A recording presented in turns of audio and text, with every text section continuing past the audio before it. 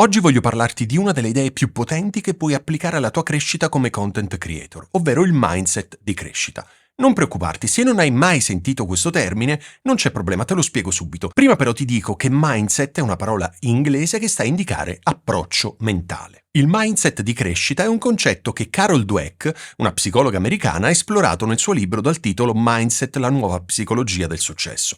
In poche parole, non ti preoccupare perché il concetto è molto semplice. In poche parole dicevo, le persone con un mindset di crescita credono che le loro abilità e le loro competenze possono essere sviluppate col tempo e l'impegno.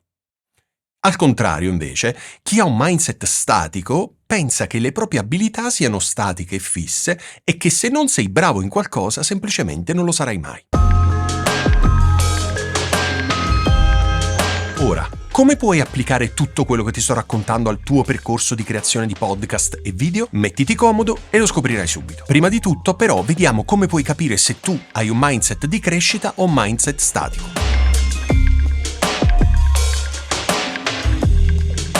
Ecco alcune frasi tipiche di chi ha un mindset statico. Non sono portato per fare video o podcast. Se il mio video non ottiene subito molte visualizzazioni, significa che non sono bravo. È inutile provare, tanto non migliorerò mai. Non mi piace ricevere critiche. Le persone che hanno successo su YouTube sono naturalmente più talentuose di me. Se fossi nato in una grande città ci sarei riuscito sicuramente. Non ho abbastanza soldi per iniziare a creare contenuti. Purtroppo mi manca il tempo per produrre contenuti. Ho sempre fatto così e non voglio cambiare. È inutile provare, tanto so già che non funzionerà. Se ti riconosci in una di queste frasi, probabilmente hai un mindset statico, ma non preoccuparti, la buona notizia è che il mindset può essere cambiato.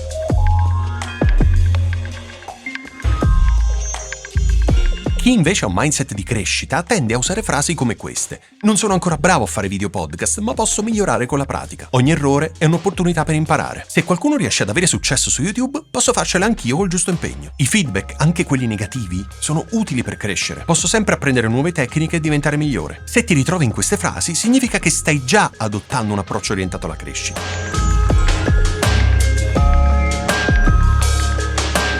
Quando inizi a creare contenuti è molto facile scoraggiarsi. Magari hai passato ore e ore a montare un video o un podcast, ma le visualizzazioni e gli ascolti non arrivano come ti aspettavi. Invece di pensare non sono tagliato per questo, prova a cambiare prospettiva. Chi ha un mindset di crescita si dice ok, questo non ha funzionato. Cosa posso imparare da questo? Come posso migliorare il prossimo contenuto? Il mio consiglio è questo: dopo ogni video o ogni podcast fai un'analisi, guarda che cosa ha funzionato e che cosa non ha funzionato. Magari può essere il titolo che non era abbastanza accattivante, l'immagine di anteprima poteva essere un po' più curata. Fai piccoli aggiustamenti ogni volta e vedrai che col tempo imparerai a capire cosa funziona meglio per te e per il tuo pubblico.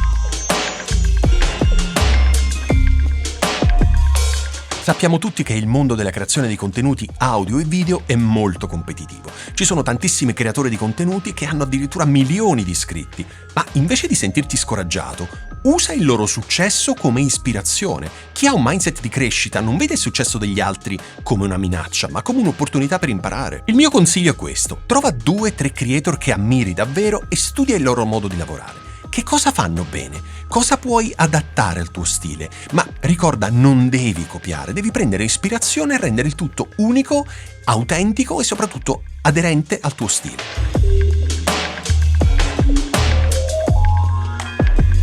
Se hai mai ricevuto un commento negativo, sai quanto questo possa essere demotivante. Ma chi ha un mindset di crescita lo vede come un'occasione per migliorare.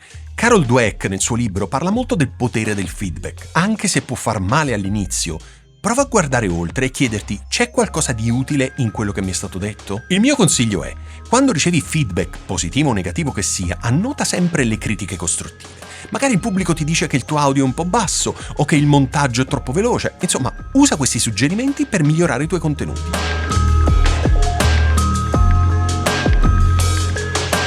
Una delle chiavi del mindset di crescita è capire che il talento non è tutto. La pratica costante è ciò che ti farà crescere nel tempo. Quindi non devi essere perfetto dal primo video. In effetti nessuno lo è. Ogni video che fai è un passo avanti verso il miglioramento. Il mio consiglio è: imposta una sfida personale. Ad esempio, realizza un video a settimana per i prossimi 3 mesi. Ogni volta prova a migliorare qualcosa: la qualità dell'audio, l'illuminazione, la sceneggiatura, e vedrai che con la pratica costante farai progressi enormi.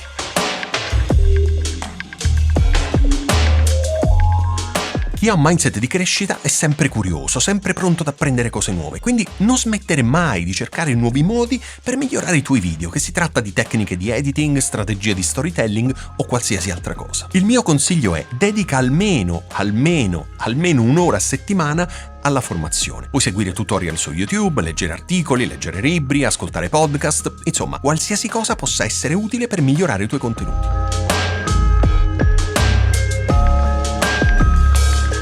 Ricordati questo: il successo su YouTube o per un podcast, come in tante altre aree della tua vita, non è un traguardo fisso, è un processo. Se adotti un mindset di crescita, vedrai che ogni sfida diventerà un'opportunità per crescere e migliorare. Non si tratta di essere perfetti, ma di fare un passo avanti ogni giorno. Ok, ora la palla passa a te. Cosa farai oggi, non domani, oggi, per adottare un mindset di crescita nel tuo percorso di content creator? Scrivilo nei commenti qui sotto e iniziamo questa crescita insieme.